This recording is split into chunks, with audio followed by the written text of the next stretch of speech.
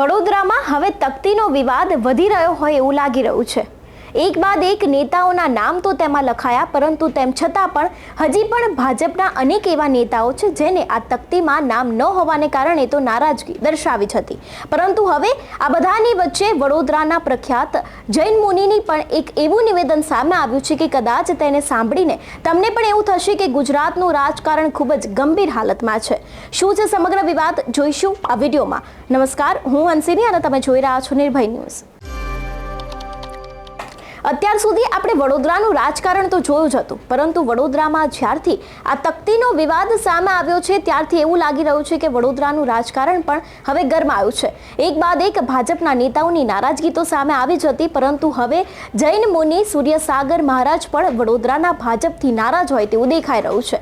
તેમણે પણ કહ્યું હતું કે આ વડોદરાને અને આ ગુજરાતને હવે રામ ભગવાન સિવાય કોઈ બચાવી શકશે નહીં। આ બધાને લઈને તેની સાથે જ સ્થાનિક સંગઠનને લઈને પણ જૈન મુનિ દ્વારા અનેક એવા નિવેદનો આપવામાં આવ્યા છે। એટલું જ નહીં, જે તકતીને લઈને તેમણે જે ખુલાસો કર્યો છે તે પણ લગભગ હવે આ વિવાદ છે તેમાં નવો વંટોળ લાવી શકે છે। સૌથી પહેલા તો તે જૈન મુનિને સાંભળીએ કે તે આ વિષય ઉપર શું કહી રહ્યા છે। તે 21 अक्टूबर 1951 को जनसंघ की स्थापना दिल्ली में श्यामा प्रसाद बैनर्जी के द्वारा हुई थी।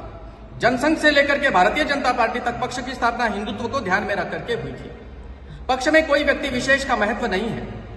तो क्या वडोदरा भारतीय जनता पार्टी का अर्धनिर्मित कार्यालय जहां पर तख्तियां लगाई गई, क्या वो जरूरी थी, वो भी बिना किसी मुहूर्त के?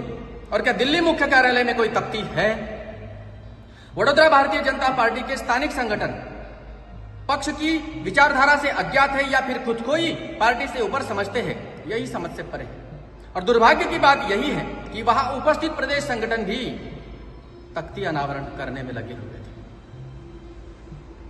क्या होगा गुजरात का, क्या होगा वडोदरा का, समझ से परे है। राम बचाए गुजरात को।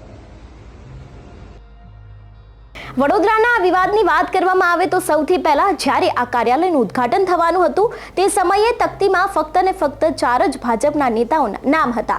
તે બાદ ભાજપના નેતાઓમાં આંતરિક ડખા થયા, એટલા માટે તે બાદ તે તકતી ઉતારાઈ અને તે પછી નવી તકતી લગાવવામાં આવી, જેમાં વડોદરાના જેટલા પણ કાર્યકર્તા હતા અથવા તો પછી વડોદરાના જેટલા પણ હોદ્દેદાર લોકો હતા તે લોકોના નામ છે તેમાં ઉમેરવામાં આવ્યા। પરંતુ હવે આ બધાની વચ્ચે વડોદરાના ભાજપમાં ક્યાંક આંતરિક ડખો થયો હોય તેવું લાગી રહ્યું છે।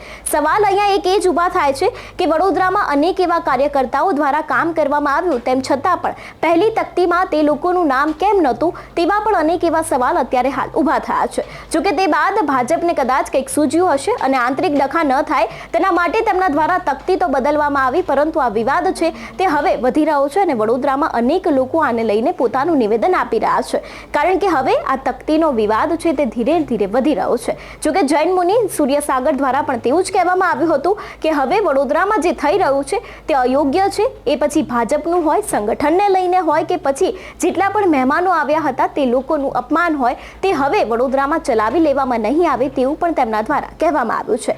જોકે હવે આ બધાની વચ્ચે વડોદરાના જે ભાજપમાં આંતરિક ડખા થયા છે તેને લઈને કોઈ નિરાકરણ આવશે કે કેમ, તેની સાથે જ અત્યારે જ જૈન મુનિ દ્વારા કહેવામાં આવ્યું છે કે ગુજરાતને અને વડોદરાને હવે રામ ભગવાન જ બચાવી શકે છે। તેને લઈને તમારું શું કહેવું છે અમને કમેન્ટ કરીને ચોક્કસથી જણાવજો। તેની સાથે જ નિર્ભય ન્યૂઝને લાઇક, શેર અને સબસ્ક્રાઇબ કરવાનું ભૂલશો નહીં। નમસ્કાર।